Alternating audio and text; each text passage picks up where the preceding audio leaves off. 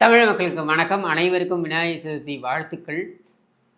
இறைவனுடைய அருள் நம்ம அனைவருக்கும் பரவி இருக்க வேண்டும் என்று வேண்டிக் கொள்வோம். இந்த தருணத்தில் நாம் எல்லோரும் புரிந்து கொள்ள வேண்டியது, அதாவது நம்ம எல்லாரும் போய் அந்த பிள்ளையார் மண்ணால் ஆன அந்த பிள்ளையாரை வாங்கி நம்ம வீட்டில் வைத்து பூஜிக்கிறோம். இதையெல்லாம் நம்ம வழக்கமாக கொண்டிருக்கிறோம். பல ஆண்டுகளாக கொண்டிருக்கிறோம். எனக்கு இன்னும் பசுமையான நினைவு இருக்குது. நான் சொல்கிறது 1980களில் எங்களுடைய வீடு தெரு முனையில் ஒரு பிள்ளையார் கோவில் இருக்கும். இப்போ பார்த்திங்கன்னா எங்கள் வீட்டுக்கு எதிரியே ஒரு பிள்ளையார் இது வந்துருச்சு. ஆனால் அதுக்கு முன்னாடி பார்த்திங்கனாக்கா தெரு முனையில் ஒரு பிள்ளையார் கோவில் இருக்கும். அது இன்றைக்கும் இருக்கிறது. அந்த பிள்ளையார் கோவிலில் அந்த பிள்ளையார் சதுர்த்தி அன்றைக்கு காலையிலேயே அந்த லவுட் ஸ்பீக்கர்லாம் போட்டு அந்த ஒளியெல்லாம் பாட்டெல்லாம் பாட ஆரம்பிச்சிருவாங்க. அதுக்கப்புறம் சாயந்தரம் பார்த்திங்கனாக்கா கச்சேரி எல்லாம் இருக்கும். இதையெல்லாம் போய் நம்ம கண்டு கழிப்போம். இதெல்லாம் அந்த காலம். எதுக்கு சொல்ல வரேன்னா, இந்த பிள்ளையார் சதுர்த்தி அப்படின்றதை பற்றி அதை நம்ம இப்போ எல்லாரும் கொண்டாடுகிறோம் என்னும் பொழுது சில மனிதர்களை நாம் மறந்து விடுகிறோம். இவர்களையெல்லாம் நான் நினைவில் வைத்திருக்க வேண்டும் என்பதற்காகத்தான் இந்த காணொளியை நான் சமர்ப்பிக்கிறேன். எதுக்கு சொல்ல வரேன்னா, பிள்ளையாரை உடைப்பது அப்படின்றதை ஒரு அரசியல் செயலாக முன்னெடுத்த நமக்கு தெரியும். 1950களில் 1940கள் 50களில் பார்த்திங்கனாக்கா கடவுள் மறுப்பு அப்படின்றதை பகுத்தறிவு அப்படின்னு சொல்லி மாற்றி, அந்த கடவுள் மறுப்பு என்பதன் ஒரு பிரதிபலிப்பாக இந்த பிள்ளையார் சிலையை உடைப்பது, அதை உடைத்து அவமானப்படுத்துவது அப்படின்றதை முன்னெடுத்தது யார் அப்படின்னாக்கா ஈவே ராமசாமி நாயக்கர் இதை முன்னெடுக்கிறார். இதை முன்னெடுத்த பொழுது அந்த காலத்தில் இது யாரும் கேள்வி கேட்க முடியாத ஒரு சூழல் இருந்தது. எல்லாரும் என்ன நினைக்கிறாங்கன்னா, பிள்ளையார் சதுர்த்தி என்பது அது சார்ந்து இந்த பிள்ளையார் சிலைகளை கொண்டு பொது இடங்களில் வைப்பது அப்படின்றதே பாலகங்காதர திலகர் அதை கொண்டு வந்தார்ன்ட்டு. அது மகாராஷ்டிராவில் பாலகங்காதர திலகர் அதை கொண்டு வந்தார், வழக்கமாக கொண்டு வந்தார். இந்துக்களுடைய ஒற்றுமை என்பதற்காக அதை முன்வைத்து அதை கொண்டு வந்தார் அப்படின்னு கூட சொல்லப்படுகிறது. ஆனால் அதற்கு முன்னரே இங்கே அந்த வழக்கம் இருந்திருக்கிறது. தமிழகத்தில் இந்த வழக்கம் இருந்திருக்கிறது. மண்ணால் ஆன அந்த பிள்ளையார் சிலையை வடிவமைப்பதும், அதை கும்பிடுவதும், அதை பின்னர் கொண்டு போய் நீர்த்தேக்கங்களில் அதை கொண்டு போய் கரைப்பதும் அப்படின்றது நம்முடைய வழக்கமாக அதுக்கு முன்னரே பல 100 ஆண்டுகளாக அந்த வழக்கம் இருந்திருக்கிறது அப்படின்றதுக்கு பல சான்றுகள் இருக்கின்றன. ஆனால் இதில் இந்த பிள்ளையார் சிலையை அவமதிப்பது அப்படின்ற செயலை தட்டி கேட்பதற்கு யாரும் இல்லையே என்று நினைத்து கொண்டிருந்த பொழுது, திருச்சியைச் சேர்ந்த ஒரு நல்ல மனிதர் வீரபத்ரன் செட்டியார் என்கிற அந்த மனிதர் அவர் அதை விடாமல் அதை நீதிமன்றத்துக்கு கொண்டு போகிறார்.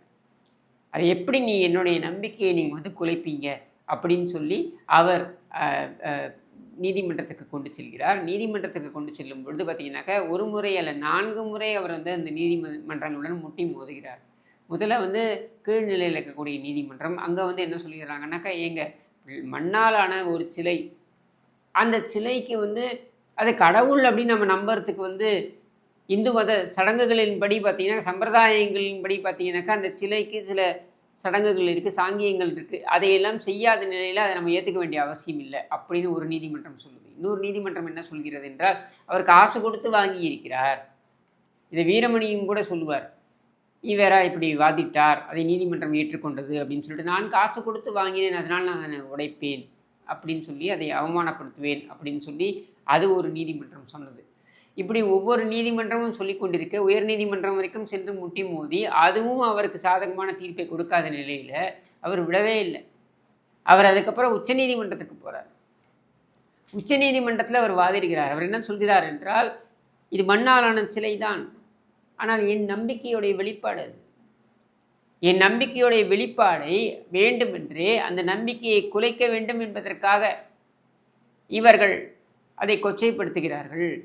நாங்களும் அதை கொண்டு போய் கரைக்கிறோம், நாங்களும் அதை கொண்டு போய் நீர்த்தேக்கங்களில் விடுகிறோம். ஆனால் நாங்கள் விடுவது பக்தியின் அடிப்படையில் விடுகிறோம். இவர்கள் அதை உடைப்பது என்பது எதன் அடிப்படையில் உடைக்கிறார்கள்? வெறுப்பின் அடிப்படையில் உடைக்கிறார்கள். இது ரெண்டுத்திற்கும் வேறுபாடு இருக்குது. நம்பிக்கையின் அடிப்படையில் ஒன்றை செய்வதற்கும் வெறுப்பின் அடிப்படையில் ஒன்றை செய்வதற்கும். ஒரு செயல் என்பது அந்த செயலோடு முடிந்து விடுவதில்லை. அந்த செயலுக்கு பின்னால் இருக்கக்கூடிய நோக்கம் அப்படின்றதை உற்று நோக்கப்பட வேண்டும். அந்த நோக்கம் என்பது தவறு என்று இருக்கிறது என்றால் அந்த செயல் சமுதாயத்தில் அமைதியை கெடுக்க வேண்டும் என்பதற்காக உருவாக்கப்பட்டதாகத்தான் அல்லது அதற்காக செய்யப்பட்டதாகத்தான் எடுத்துக்கொள்ளப்பட வேண்டும் அப்படின்னு சொல்லி சக்ஸஸ்ஃபுல்லாக அவர் அதை வாதிடுகிறார்.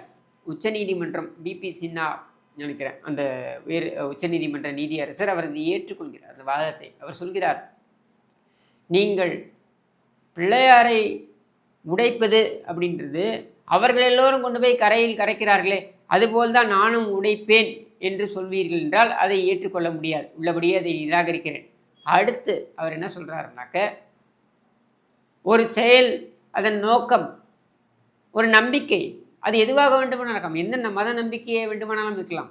அது ஒரு சின்ன ஒரு துரும்பாக கூட இருக்கலாம். அந்த துரும்பை ஒருவர் கடவுள் என்று நம்புகிறார் அல்லது அவருடைய நம்பிக்கையின் அடிப்படையில் அதற்கு ஒரு முக்கியத்துவம் இருக்கிறது என்றால் அதை அவமானப்படுத்த வேண்டும் என்று நீங்கள் இறங்கினால் அதை கண்டிப்பாக நாங்கள் ஏற்றுக்கொள்ள முடியாது என்று தீர்க்கமாக சொல்கிறார். இந்த தீர்ப்பு என்பது இனி வரும் காலங்களில் யாருடைய நம்பிக்கையும் கொச்சைப்படுத்துகின்ற வண்ணம், அதாவது நம்பிக்கை என்பது மத நம்பிக்கை அப்படின்னு வருதுன்னா அதை கொச்சைப்படுத்துகின்ற வண்ணம் யார் செயல்பட்டாலும் அது தவறு, அது குற்றச்செயல்தான். ஆனால் இந்த குற்றச்செயல் நடந்து 5 ஆண்டுகளுக்கு மேல் முடிந்துவிட்ட காரணத்தினால் நாங்கள் இந்த குற்றம் செய்த நபருக்கு, இவர் குற்றம்தான் செய்திருக்கிறார், இவருக்கு தண்டனை வழங்காமல் விடுகிறோம் என்று நீதிமன்றம் சொல்கிறது. அது எப்படி ஒரு வினோதமான ஒரு முடிவை அவர்கள் எடுத்தார்கள் எனக்கு புரியலை. ஏன்னா இந்த 5 ஆண்டு காலம் அது தாமதமானதற்கு காரணம் அவர் 3 நீதிமன்றங்களை, கீழே இருக்கக்கூடிய 3 நீதிமன்றங்களை நாடி இருந்து அவையெல்லாம் நேரம் எடுத்துக்கொண்ட காரணத்தால் தான் அது தாமதப்படுத்தி இருக்கிறார்கள். அந்த தாமதத்தை சாதகமாக கொண்டு ஈவேராவுக்கு தண்டனை இல்லை, ஆனால் அவர் செய்தது குற்றச்செயல்தான் அப்படின்றது பதிவாகியது. அது மட்டுமல்லாமல் இனி அவர் அதை செய்வார் என்றால் அவர் மீது நீங்கள் நடவடிக்கை எடுக்க வேண்டும் என்றும் உத்தரவு பிறப்பிக்கப்பட்டது. அதுக்கப்புறம் பார்த்தீங்கன்னாக்கா அவர் அந்த செயலை செய்வதிலிருந்து தவிர்த்து கொண்டார். அவர் அந்த பிள்ளையார் சிலையை உடைப்பது என்பது கிடையாது என்று சொல்லி கொண்டார்.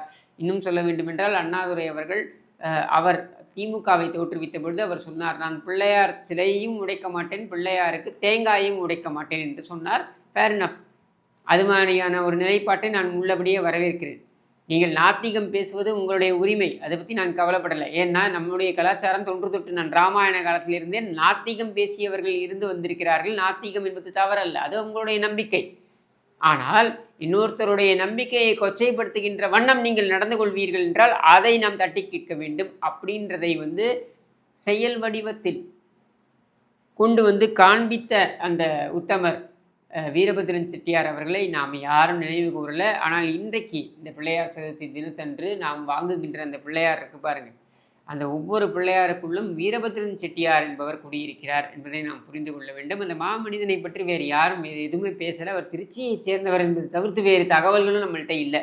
ஆனாலும் அவர் செய்த இந்த செயல் உச்சநீதிமன்றம் வரைக்கும் சென்று அந்த போராடி வெற்றி பெற்றதற்கு பாருங்கள், அது வரலாற்றில் பொறிக்கத்தக்க ஒரு பொன் எழுத்துக்களால் பொறிக்கத்தக்க ஒரு செயல் என்று தான் சொல்ல வேண்டும். அதைத்தான் இன்றையளவும் பார்த்தீங்கன்னாக்கா பல நீதிமன்றங்கள் மேற்கோளாக எடுத்துக்கொண்டிருக்கின்றன. அப்படியே நீங்கள் பார்த்தீங்கன்னாக்க இங்கே பல நபர்கள், கண்ணதாசன் முதற்கொண்டு பல நபர்கள், நாத்திகம் பேசிய நபர்கள் அதுக்கப்புறம் ஆன்மீகவாதிகளாக மாறி இருக்கிறார்கள் அப்படின்றது நம்மால் பார்க்க முடிகிறது. முக்கியமாக நம்ம எல்லா பிள்ளையார் கோவிலையும் இருக்கக்கூடிய அல்லது பிள்ளையார்களை அங்கே வைத்திருக்கின்ற இடங்களிலெல்லாம் பார்த்தீங்கன்னாக்க ஒலிக்கக்கூடிய அந்த பாடல் விநாயகனே வினை தீர்ப்பவனே அப்படின்னு அந்த பாடலை எழுதியது யாருன்னு பார்த்தீங்கன்னாக்கா உளுந்தூர்பேட்டை சண்முகம். இந்த உளுந்தூர்பேட்டை சண்முகம் இதே ஈவேராவுடைய இயக்கத்தில் இருந்திருக்கிறார். அது மட்டுமல்லாமல் ஈவேராவுடன் சேர்ந்து பிள்ளையாரை உடைக்கின்ற அந்த நிகழ்விலும் பங்கேற்றிருக்கிறார். அவரே பிற்காலத்தில் இந்த பாட்டு கேட்காத இடமே கிடையாது. அப்போ அந்த பாட்டை எழுதக்கூடிய அளவிற்கு அவர் ஆன்மீகத்தை நோக்கி அவர் நகர்ந்திருக்கிறார் என்கிற பொழுது எம்.ஆர். ராதா போன்றவர்கள் நாத்திகம் பேசி தீகாவுடைய முகமாக பார்க்கப்பட்ட நிலையில் அங்கிருந்து அப்படியே ஆன்மீகத்தை நோக்கி வந்திருக்கிறார்கள் அப்படின்றதெல்லாம் எல்லாம் பார்க்குறோம். இதெல்லாம் வரலாறு.